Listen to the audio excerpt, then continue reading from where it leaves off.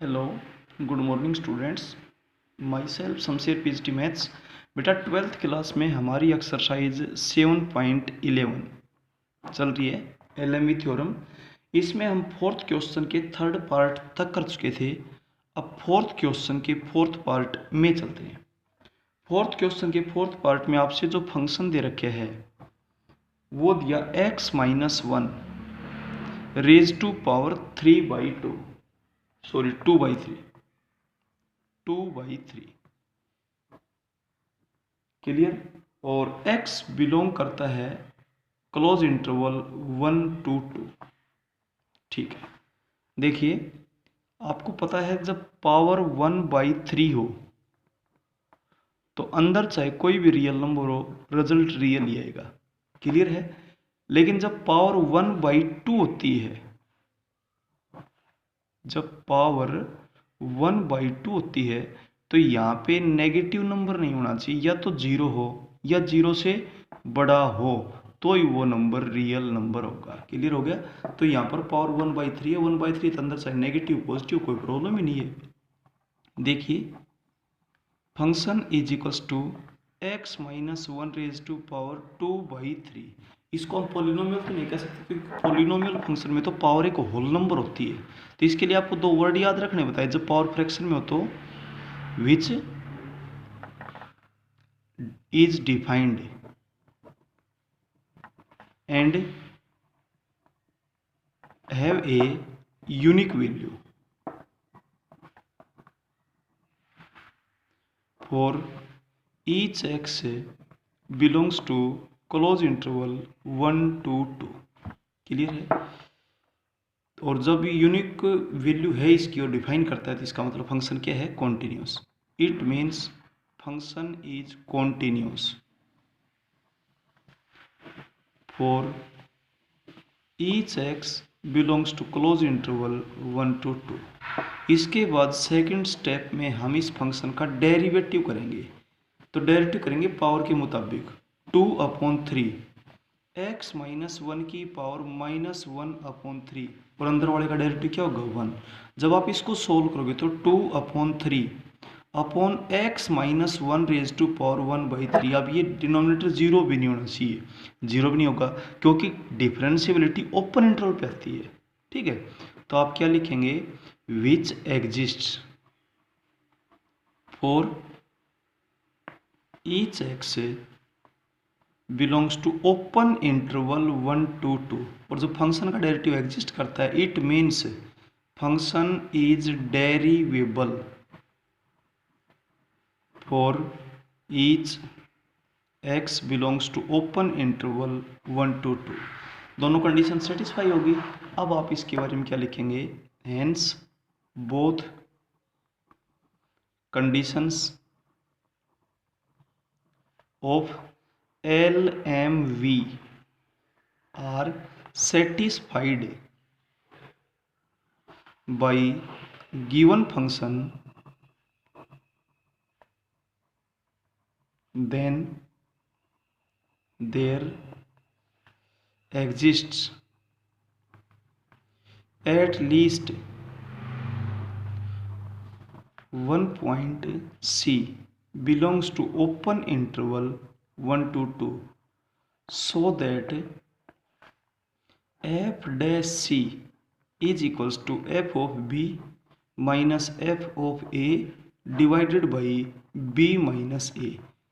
इस क्वेश्चन में A की वैल्यू अपने पास 1 है और B की वैल्यू अपने पास 2 है। आप जब पुट करेंगे तो f डैश C आपके पास क्या हो जाएगा, 2/3 into C minus 1 raise to power 1/3। f of B क्या है आपके पास 2 minus f of 1 divided by 2 minus 1। अब आप इसको जब सिंप्लीफाई करेंगे तो 2/3 into C minus 1 raise to power 1/3 is equals to function की जब आप 2 पर वैल्यू बताएंगे तो 1 आएगी। ठीक है, और जब फंक्शन की 1 पर वैल्यू बताएंगे तो 0 हो जाएगी, डिवाइडेड बाई 2 माइनस 1 1 हो गया। अब क्रॉस मल्टीप्लाई कर दें तो 3 इंटू C माइनस 1 का whole cube is equals to 2, cubing on both sides. Cubing on both sides, दोनों तरफ आप क्यूब कीजिएगा। क्यूब करेंगे तो 3 का क्यूब हो जाएगा 27 और ये हो जाएगा c-1 इज इक्वल्स टू 8। अब आप इसको सिंपलीफाई करेंगे तो 27c-27 is equals to 8।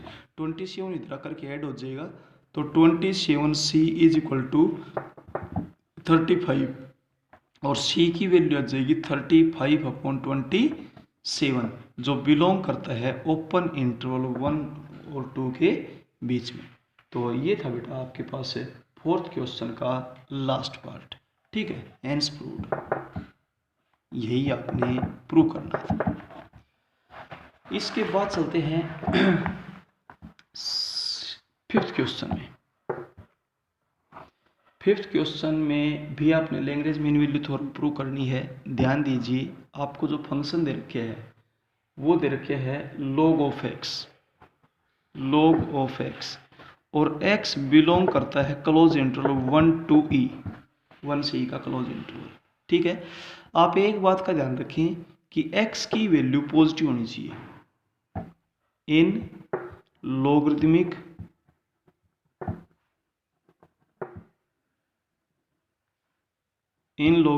Function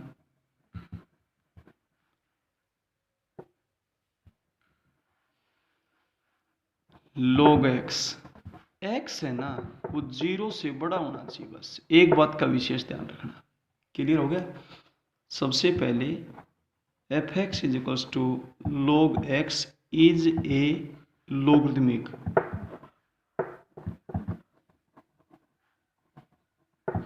function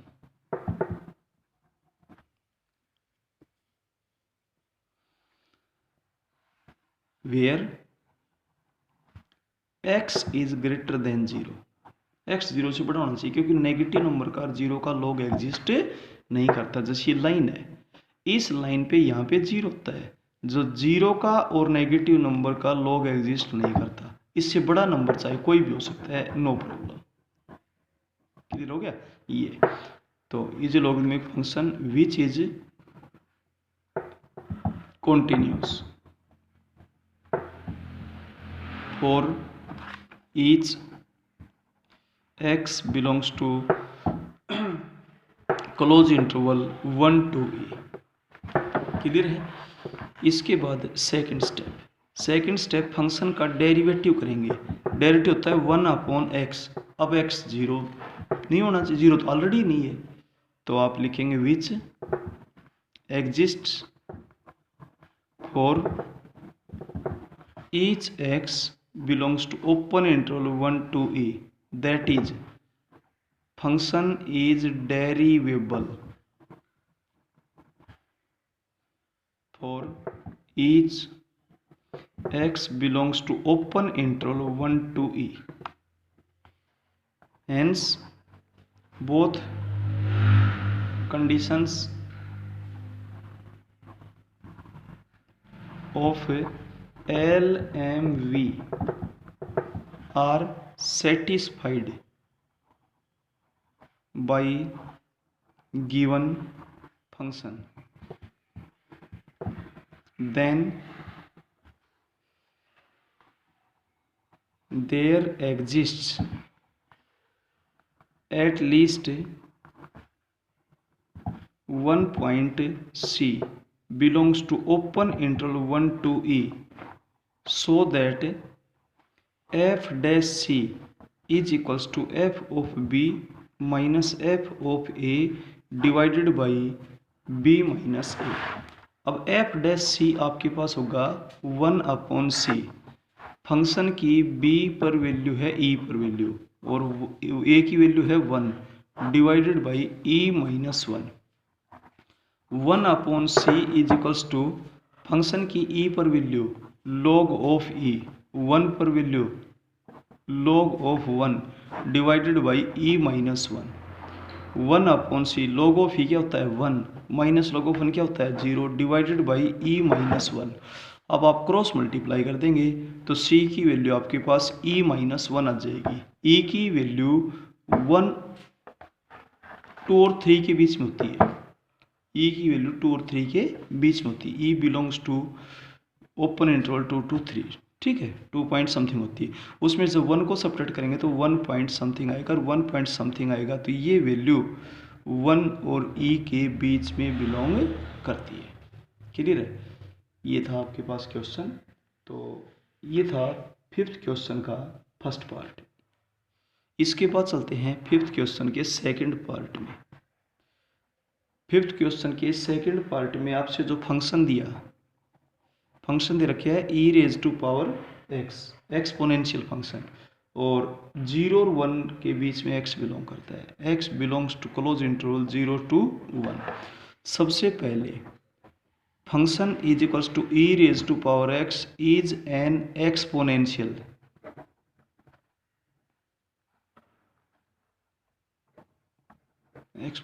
function which is continuous for each x belongs to close interval 0 to 1।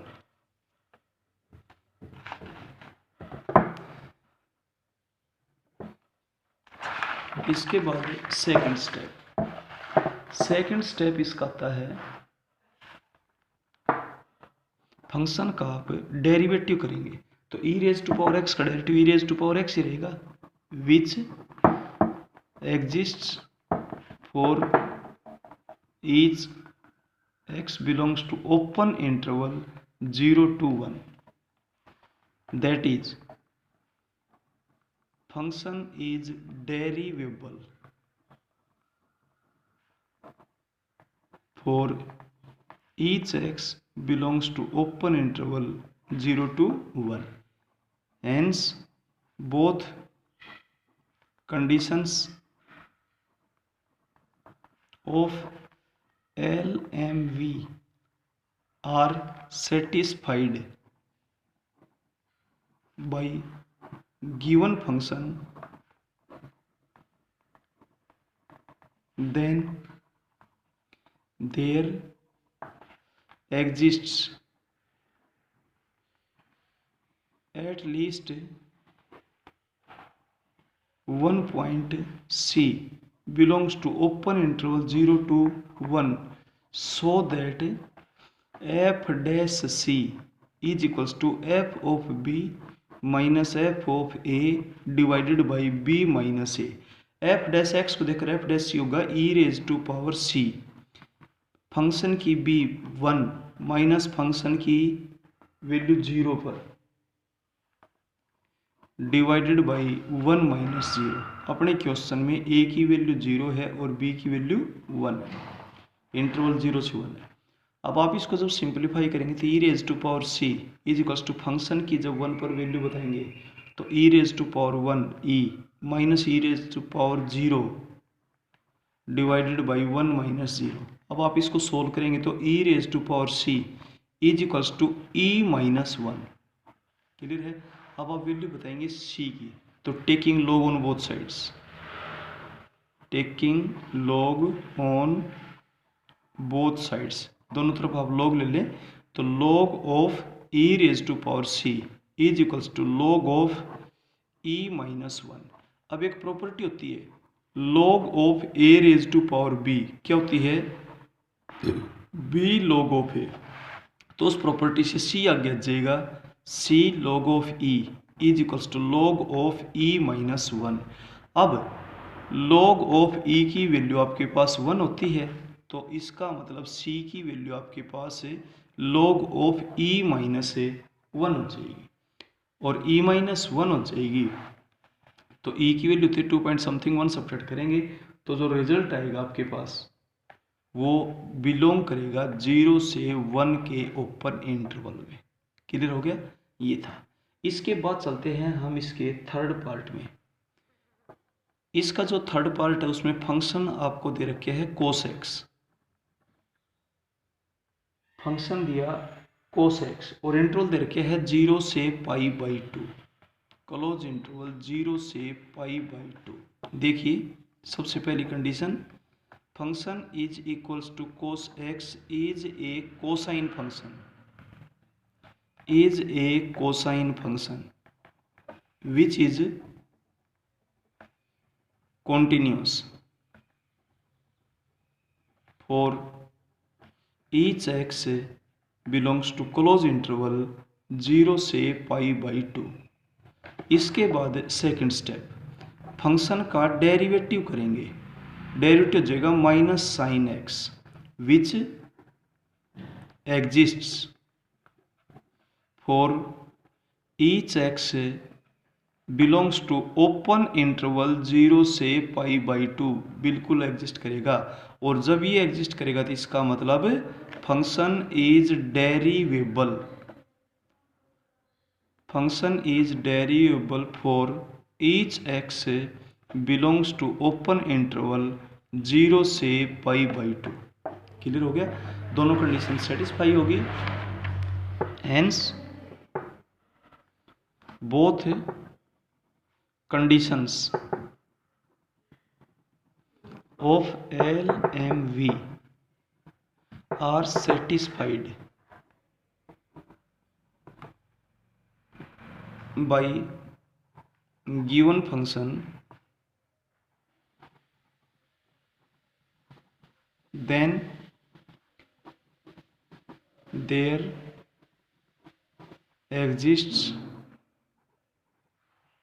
at least one point C belongs to open interval।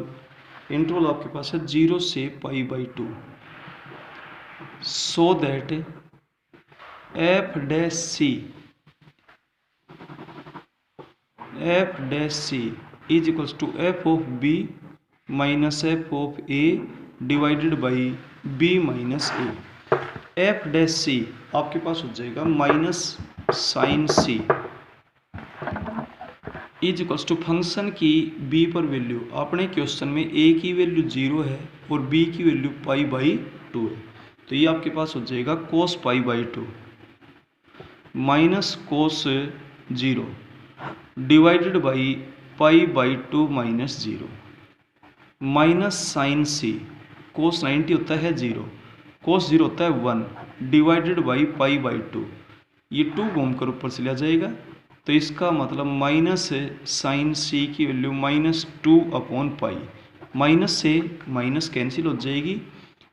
Sign सी की value 2/π की value 22/7 होती है, तो इसका मतलब sign सी की value 7/11 आ गई, जो -1 और 1 के बीच में बिलोंग करती है, जो 0 से 1 के बीच में बिलोंग करती है।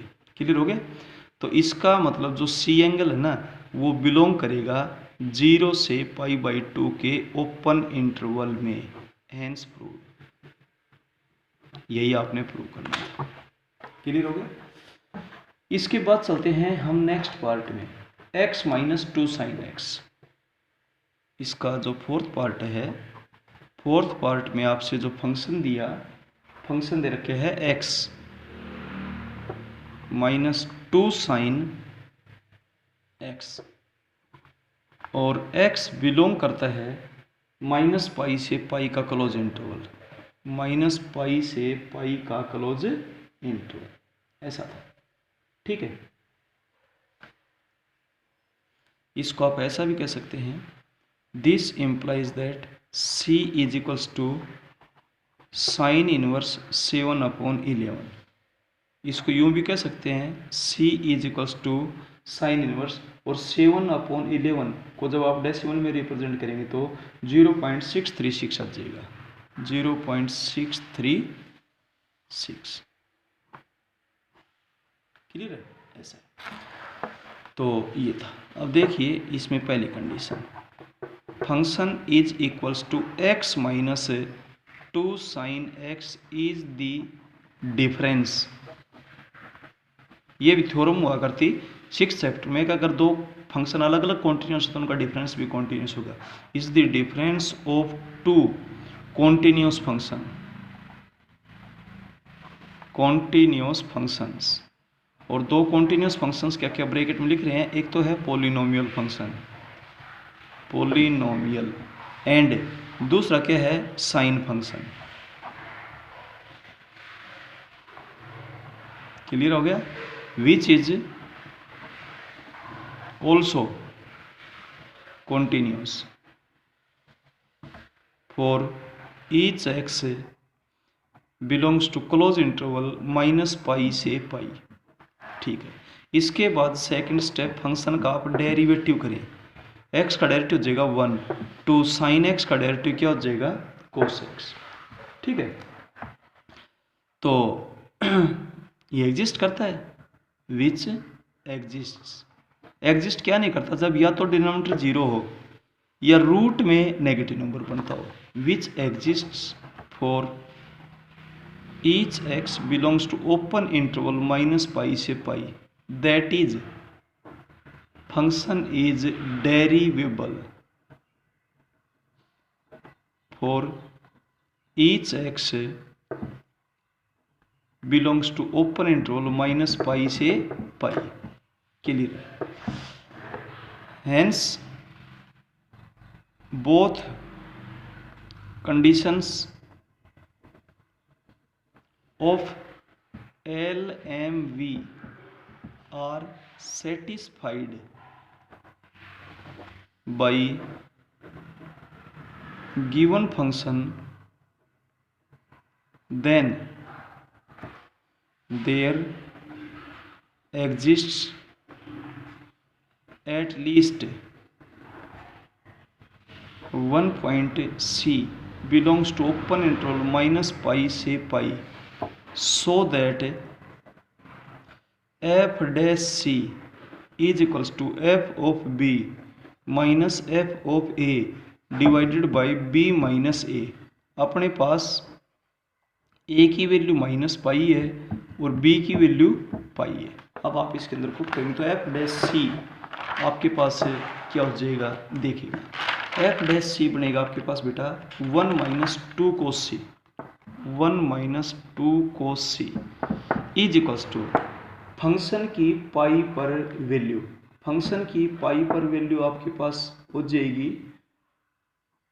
पाई माइनस टू साइन पाई, और माइनस फंक्शन की माइनस पाई पर value minus pi minus two sine minus pi divided by B minus A, pi minus A minus pi. अब आप इसको जब सोल्व करेंगे तो 1 minus two cos C is equals to, यहाँ पर जब सोल्व करेंगे तो ये तो टर्म कैंसिल, देखो पाई minus two sine pi zero होता है, माइनस माइनस प्लस पाई और प्लस ये भी आपके पास जीरो हो जाएगा, और divided by pi plus pi.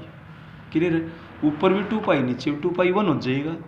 1 minus two cos C is equals to 2 pi upon 2 pi, यानी कि 1 हो गया। अब आप इसको सोल्व करेंगे तो 1 minus two cos C is equals to 1 minus two cos C is equals to 0। इसका मतलब कोस सी की वैल्यू 0 और c की वैल्यू, इसका मतलब प्लस पाई बाई 2 भी हो सकती है और माइनस पाई बाई 2 भी हो सकती है, क्योंकि कोस पाई बाई 2 की वैल्यू भी 0 होती है और कोस माइनस पाई बाई 2 की वैल्यू भी 0 होती है। और ये दोनों क्यों लिए? क्योंकि हमने जो c की वैल्यू लेनी थी वो ओपन इंटरवल में से आनी थी माइनस पाई और प्लस पाई के बीच में। बस ऐसा ही प्रूव करना था। अब चलते हैं बेटा इससे नेक्स्ट पार्ट में, फिफ्थ पार्ट देखिएगा।